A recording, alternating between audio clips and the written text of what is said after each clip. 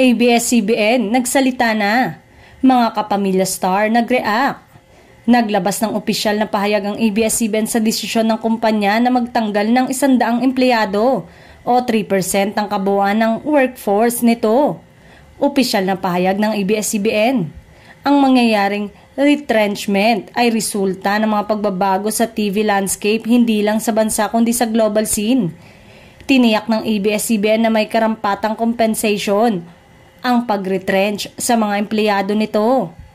Sa isang banda, binanggit ng ABS-CBN na may significant progress sa iba't ibang business initiatives ng kumpanya.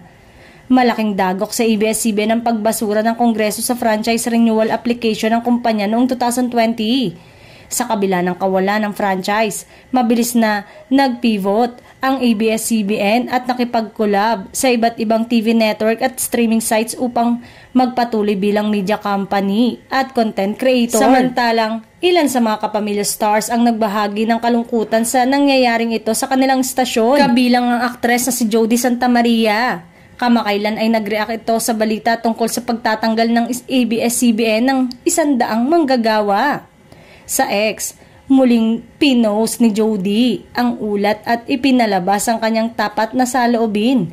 Kasunod ng kanyang online post, nagrally ang mga netizen sa likod ni Jody at nagbahagi ng kanilang mga sentimiento tungkol sa balita. Maging ang kabogabol na si Vice Ganda ay nakisimpatya din sa kinahinat na ng mga nawalan ng trabaho dahil dito.